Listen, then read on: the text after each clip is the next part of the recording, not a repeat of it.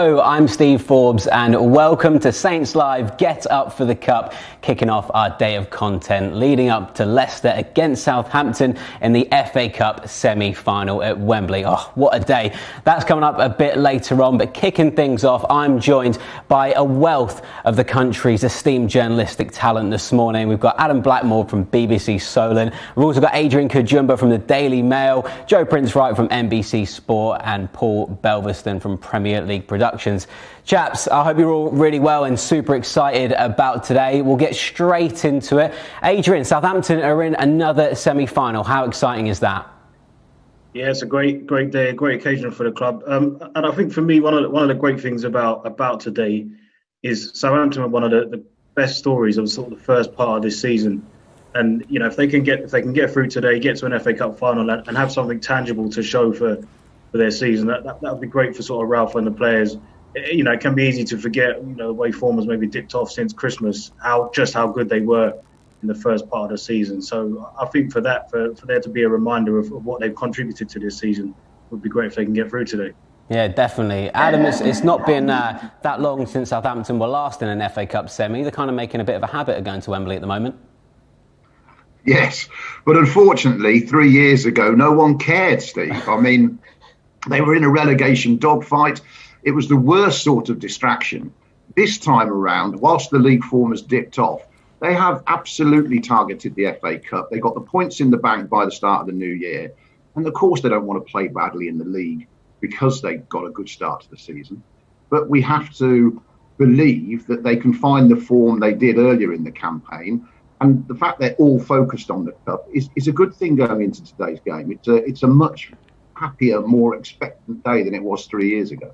Yeah, and Paul, it was a League Cup final a couple of years before that as well. So great to see Southampton make a return to Wembley today. And I've always found it a bit surprising that for a team that spent 90% of the last century in the top two divisions of English football, they've only won the one major trophy and not really been to that many finals, only 4 in the FA Cup, is it, in the entire history and that. Now, in recent years, obviously, it's become very, very difficult to do it. I think since Saints last won it in '76, there's only been 13 different winners, and most of them have kept winning it again and again and again. But, you know, this would be such a good lift for the city. I think it would be just so nice to see a different winner in this recent time as well. And also just after, shall I be the first to say it, revenge for a certain scoreline. There's that as well. There's the sort of the again credit for sticking with Ralph and backing him when other clubs would have pulled the trigger so early. So I think there are a lot of good reasons why it would be tremendous if Saints won the cup, went on to win the cup, but just today got through to the final. Yeah, definitely. And Joe, a lifelong Saints fan, how are you feeling today? Pretty excited, to be honest. I think nerves are kind of not even part of it now. It's a bonus to get to this cup semi-final. But I'm feeling quite confident. I think Saints, as the guys mentioned, have been a really good cup team all season long. They've prioritised it. The players' focus has been on this competition. And they've done really well to knock Arsenal out, Wolves, ease past Bournemouth, who are going well in the Championship. So, yeah, not many experiences as a Saints fan over the years to enjoy these kind of occasions. And, you know, I love my family, my parents, my grandparents, but I'd love to hear some more stories other than the 1976 win, and I'm ready for some more history as a Southampton fan. So, yeah, really excited for today. Yeah, definitely. Adam, looking back to Monday's defeat to West Brom, that was particularly disappointing. What kind of impact do you think that could have today with the squad? Well, I think we hope it has absolutely no impact, because if it does, then it's going to be a tough afternoon, because that was one of the worst 45 minutes for a long time, that first half against West Bromwich Albion. And the thing was, we didn't see it coming because of the comeback against Burnley, because they looked to have got back to a level that created loads of chances against Burnley in the final third. You know, that level was something we hadn't seen for a while. I think it was a shock. But the point is, it is a different competition. I think everybody, club will, the fans, everybody should forget what happened on Monday night, because A, it's not going to help, and B, it doesn't bear any relevance to today's game. The players can clear their heads. It's a one-off game, and it's nothing to do with the Premier League form. So for me, it doesn't matter that Leicester are third and Saints are 14th or whatever. I think this is a 50-50. Yeah, Joe, what about yourself? Do you think it could maybe focus the team in any way, having come off the back of that result? Yeah, I think it could be a positive, to be honest. I think there's going to be a lot of players now who will have had a tough week in kind of getting their head around what happened. But then, as Adam said, they move on from it quickly, sharpen the focus as soon as possible to the FA Cup semi-final. And it probably highlighted, I think, some ways that they may play today, where they were concerned about West Brom and Burnley playing the long ball, playing direct, and sat back too deep. And that didn't work early on against West Brom. You heard Ralph say in the second half, we were much better when we came out and pressed high. So I expect Saints to do that today, and they won't sit back deep and get picked off like they did by West Brom, because we all know what Jamie Vardy and Leicester's other attackers can do. So in many ways, it taught them a lot of valuable lessons, reminders, and sharpened the focus. So just forget about that game. It's all about today. Yeah, like you say, we know that Leicester have got dangerous players, but we just spoke about how Southampton reached an FA Cup final FA Cup semi-final in 2018 and the League Cup final in 2017. So they do have players with experience of these big occasions. Do you think that'll give them a bit of an edge today, Adrian? Yeah, I think it will. I mean, Wembley does funny things to teams. You can only just look yesterday at Manchester City. They're a great case in point. They've been to Wembley so much in recent times. And I'm sure anyone who's watched them would have seen that a lot of the times you don't see the Manchester City, even in games that they win, that we see sort of every week in the Premier League. So they're a perfect example of what Wembley can do. Almost the nerves and the occasion can affect sort of any player, any club, no matter the level they're playing at. I think that's maybe what Southampton's previous experiences, where they may benefit from having been there twice recently. I just had a little refresh over the last couple of days at the sort of players who played in that game and the teams, Southampton teams who played. But Jan Bednarek, Ryan Bertrand, Romeo were involved in 2018 starting, Nathan Redmond, James Ward-Prowse also were on the bench.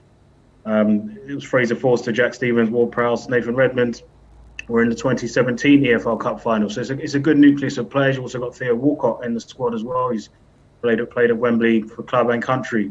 So there are players who have experience of the big occasion at Wembley, and hopefully any nerves they may have felt in those previous games will just be taken off, ahead of today.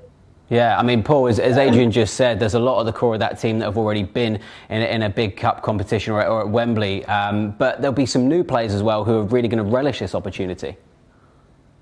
Oh, absolutely. I mean, look, playing at Wembley, it's the cliche, it's everyone's dream, isn't it? Playing in cup finals, semi-finals, all that sort of thing. But equally, it's having those experiences in the bank of being successful at Wembley. I think that is crucial. And Adrian's just mentioned a couple of players there. Danny Ings, James Ward-Prowse, they both scored at Wembley for England over the last 9 months. Yannick Vestergaard won there with Denmark as well, fortunately, in a game that Ings and Ward-Prowse weren't playing in. So that's only positive as well. You've got Walcott scored in an FA Cup final at Wembley. He has experience of lifting silverware, picking up winners' medals there, and then again with England as well. And Ryan Bertrand has helped England to big wins there against the likes of France and Italy, draws with Germany, Brazil. So all of that helps from a psychological, even subconscious level. When you turn up into what could be a strange dressing room, but you have these positive experiences and you've enjoyed success there, the memories either come flooding back or it just sort of, I think, from talking about this to other players, it gives that extra little edge of confidence. And I'm not sure how many players in the Leicester squad have had that many good experiences at Wembley. We'll gloss over the fact that Southampton at Wembley has not been the luckiest ground, with the defeats against Spurs and even ZDS Cup finals going back in the past. But this group of players, a lot of the time they show no fear. Other times, you've got that bank of good experiences and successes at Wembley. I think all of this can only really be a positive. Yeah, well, moving from the team to the manager, Ralph Hasenhüttl. Adam, you spoke to him on Friday. I did hear that he's really after a haircut pretty soon. But aside from that, what are the main takeaways from his press conference? How do you think he's feeling about today? I didn't think there was anything particularly revelatory about his press conference. I think he was in a very positive, jovial frame of mind, which I think was a good start to the weekend, because obviously he could have easily been down after Monday's game against West Brom, but he wasn't. And I think he is fully aware. I think the biggest thing I take is that if he can get across to the players, how they can rewrite the club's history by getting to this final. I mean, it's 18 years since the last final. They know they don't get that many opportunities. And I think the fact that he's targeted it and he's led from the front with the FA Cup campaign, making sure the players are with him on that, they all want to target it. I think there is still a nice togetherness about them. And I think that will bring out the best of them today, because I think they all are determined to show what a good side they can be today. Yeah, well, we all have a bit of speculation about who Ralph's going to pick. We do it on Saints Live before the games every week. He obviously picked a pretty strong squad against West Brom, but let's all contemplate who he may pick today. Joe, what do you think who do you think Ralph's going to choose this afternoon? Wow, I've been thinking about this a lot. I think he's going to go with the same back four as usual: Walker-Peters, Vestergaard, Bednarak, and Bertrand, and Forster in goal. I think even though few mistakes against West Brom, I still think he's the best choice there. The one area I'd like to see him make a change potentially is in central midfield, the two holding positions, Ward-Prowse, and then I would actually like to see Stuart Armstrong there. He played there against Everton a little while ago, and I think his experience compared to Diallo's been good, but recently he's had a couple of off performances, so maybe mixing it up a little bit and trying to get more of those experienced players in the team as you can. And then, the front four kind of picked itself after the Burnley game, but then there's a few more question marks after the West Brom game. So I would probably revert to Ings and Adams up top, Walcott out wide, and then probably Redmond in the other wide position. But I think Mucic and Epo's got a very good argument to start as well today. So that's my team. I don't know what you guys think about that. Well, let's find out then. Paul, who would you be picking? It seems remarkable, doesn't it, that you can make a very good case for picking exactly the same starting 11 that performed so poorly on Monday, but such a very different game. I think this game is geared up for Che Adams alongside Danny Ings. He scored 4 goals for Club and Country in March, and in April he's only played about 15 minutes of first team football, and he's talked quite openly in the past, and again I think today in a couple of the papers, about how Leicester have made a mark on him from when he was a kid, because it was his dream to play for them, and he went on 5 or 6 trials from under 8s to under 16s, and they rejected him every time, and he is still a bit scarred by that. And the fact that he's fresh and he's scored a lot of goals only very recently, I think he could well be playing up front alongside Danny today. Adrian, do you see any changes being made? I agree with Joe and Paul about Che. I'm a big fan of Che Adams. I think some elements of his game are a bit underrated. Certainly, sort of his technical qualities, I just think are so impressive. It always stands out to me when I watch him. I agree he should be back. He should be back in the side today. I think Danny Ings has had a couple of injury spells, so that's probably added the burden to Che Adams during the course of the season, and maybe he's just needed a little bit of rest of late. So maybe now will be a good time to bring him back. And it was interesting, Joe, talking about moving players around. When you mentioned there, sort of maybe moving Stuart Armstrong back. I was thinking maybe of moving Nathan Redmond back, so keeping that sort of the goal threat that he's brought of late, and getting Adams in the team as well. Redmond under Ralph has proved to maybe have a bit more in his locker maybe than what we thought when he was younger, that when he was maybe a bit more of just a traditional winger. Ralph has obviously shown he can play up top as well, but I'd maybe move him back and be one of the wide options with Stuart Armstrong and keep Ward-Prowse and Diallo in central midfield. So by moving Redmond back and bringing Adams in, maybe just increasing the sort of firepower, that's probably the only slight difference I would make maybe to what the other guys have said so far. Yeah, so it's a really good point, because Nathan has obviously been really good up front when he's played there alongside Danny, especially in the FA Cup too. Adam, would you be moving Nathan a bit further back and starting Che up top alongside Danny? I think it's just about the only option he's got if he wants to change it in my head. I mean, there's no way the back 5 changes. I don't think he moves Diallo out. I think he keeps him with Ward-Prowse. Ironically, sometimes I wish Ralph would make changes more often in games. I thought he should have made a point about this semi-final and dragged a couple off at half-time at West Brom, just because, having said that the players are playing for their places, and made a point to them. But I do think he's reticent to make changes. I think Nathan's had such a good FA Cup campaign. It would be very harsh, especially the way he played in the quarter-final, for him not to start today.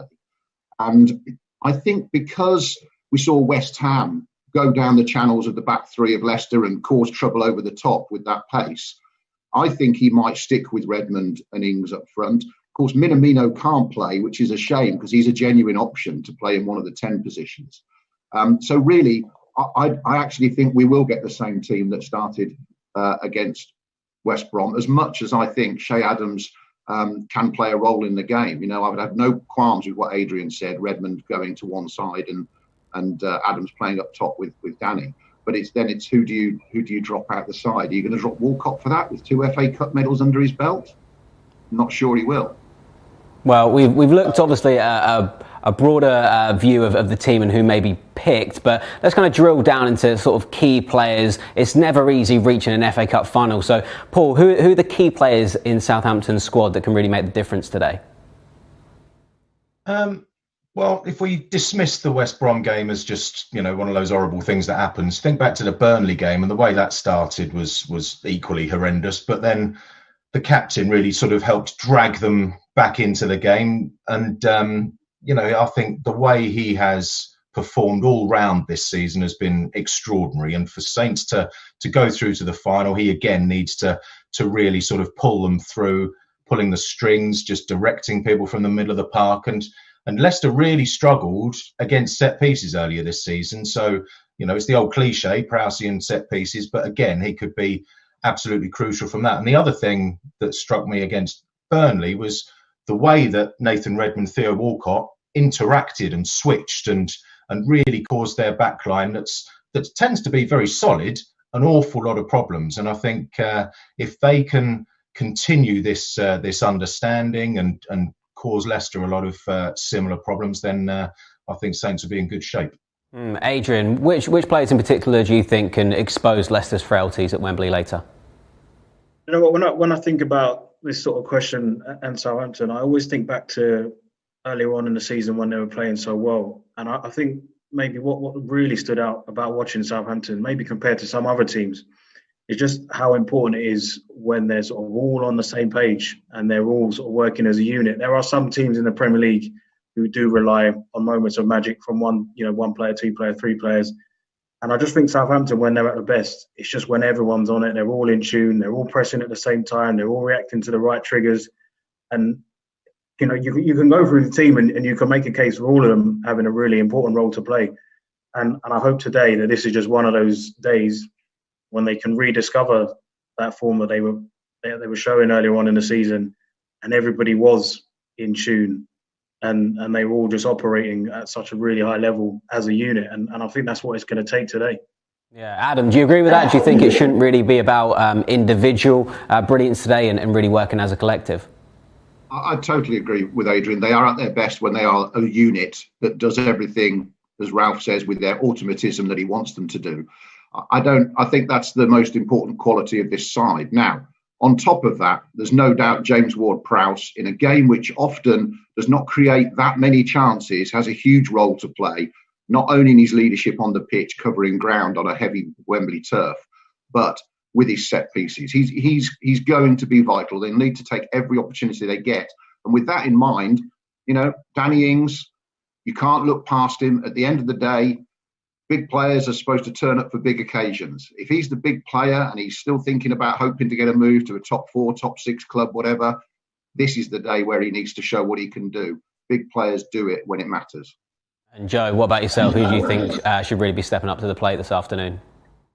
Danny Ings. I think Adam said it best there, to be honest. As a Southampton lad, I've known Danny for a long time, grew up not far away from him, and had a quick chat with him earlier this week, and he said after the West Brom game, he's really excited for this. Really feels like something's going to happen today. So hopefully he's right. I think he just adds that extra bit of quality, that X factor. Yes, it's great. I agree with what Adrian said as well with the fluid front four. Much better as a unit when they're all clicking. But Danny just adds that something special. The goal against Liverpool, the goals against Villa earlier on this season. Those special moments where he can make something out of nothing. I expect that's what is going to win this game today. Be it him, be it Jamie Vardy for Leicester. those are the players that are the talisman for these teams.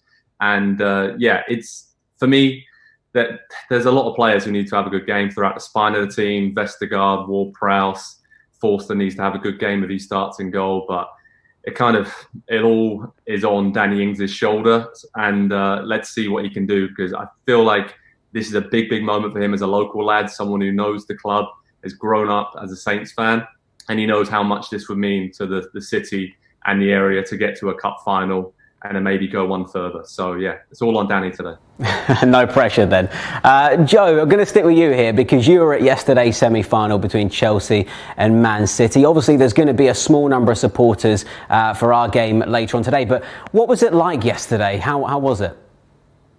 It was okay. Obviously, the atmosphere is lacking. There's no doubt about that. You could hear helicopters hovering over the stadium the entire game, and bit of an atmosphere because there were a lot of staff at Wembley from the FA, media. Both teams had a lot of coaching staff and subs. But there was a lot of buzz around sort of the area around Wembley, the shopping centre, the civic centre there, about today's game.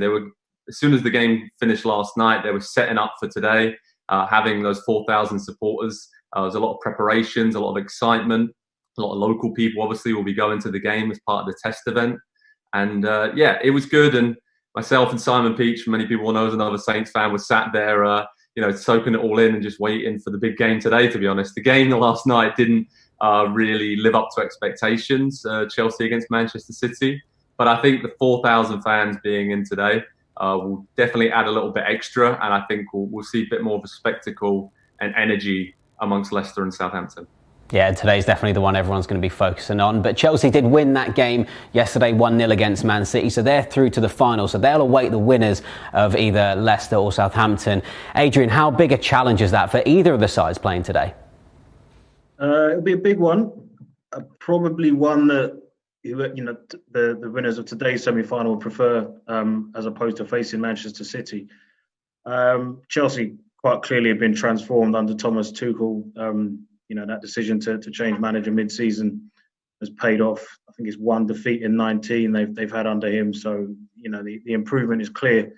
One thing I would say that I find in terms of being a possible weakness maybe in the Chelsea side is they don't score that many goals. I think aside from the Palace game last weekend, which they won 4-1, that's the first time and only time under Tuchel, I believe, that they scored more than 2 goals in a game. So, the results have come in. They got a good momentum under Thomas Tuchel, but they don't score that many goals. He hasn't quite worked out how to get the best out of the attacking options he's got at the moment. So if you do face a Chelsea side and you can stay in the game, you got a chance of beating them. Yeah, they might not score many goals, but they certainly don't concede many either. He has got them well drilled at the back in such incredible short amount of time.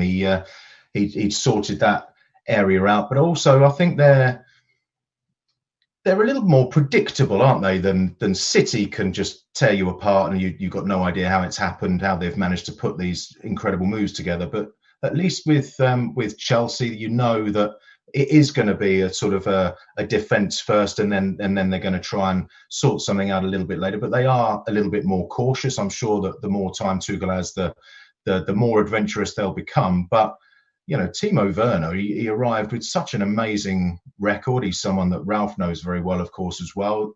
Unfortunately, Southampton's pretty much the only team he seems to be scoring against. But I think that's definitely a winnable game for Saints. But again, as they do need to today, they all need to be clicking. They all need to be working without thinking almost, and really putting everything into it, as I'm sure they will. But yeah, I wasn't disappointed by that result at all earlier on this weekend. Yeah, I'm sure a lot of Saints fans will be really happy that it's Chelsea and not Man City. Joe, we obviously did address that you were there yesterday watching it firsthand. Chelsea looked fairly comfortable for large portions of that game and limited a lot of opportunities for City. So how will Southampton be able to break them down? Going to be tough. Chances will be very limited, but as we mentioned with Danny and James Ward-Prowse and their kind of penchant for the spectacular, that could be something the Saints could focus on. As long as you can keep it tight. As Adrian said, Chelsea do not score a lot of goals. The games aren't open. I think tactically it matches up just really well for Saints. Obviously, drawn both games against Chelsea in the Premier League this season. The second one was a little bit luckier at home, but obviously the Saints were going for a really tough spell at that time. So that was a very, very good point. I was at St Mary's for that game, and there was a lot of banter on the sideline, shall we say, between Ralph and Thomas Tuchel. And obviously Tuchel's assistant at Chelsea was Ralph's at Leipzig. So I think there's a lot of respect for Saints, maybe even too much focus from Chelsea on Saints and knowing the way that Ralph likes to play and trying to stop that, and that may take them off their regular game. But yeah, Chelsea are in a really good moment. They are obviously in the Champions League semi-final, pushing for the top four, and Tuchel's showing how much of a tactician defensively he is and how much of a great decision it was, although it seemed harsh to get rid of Frank Lampard. It is the right decision given the impact he's had on that very talented squad of players. So yeah, I think Saints will get a few chances if they do play Chelsea in the final, and they just have to take that, like Belver said, just rise to the occasion. And they have the players to do that. So as a Saints fan, trying not to get too excited, but it definitely is preferable to play Chelsea rather than Man City in the final, if we get it. Exactly, yeah. We don't want to get ahead of ourselves. We still have a semi-final to play. But Adam, are you happier that it's Chelsea and not Man City if there's a potential final for Southampton?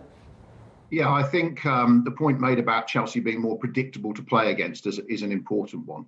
And ultimately, do you really want to be the team that tries to stop Man City going for a quadruple? You know, that juggernaut, if they were still on that when you got to the FA Cup final, that's a galling thought, really. So whichever way you look at it, it's always going to be tough. But again, if they can win this afternoon, they'll grow in confidence. And those two draws against Chelsea won't be forgotten, especially the home draw. You know, and with Chelsea, I get a feeling you can defend your penalty area a bit easier than you can against Man City. You know, the way they play, like we said, they don't throw everything at it all the time. And Saints will press them and get into them.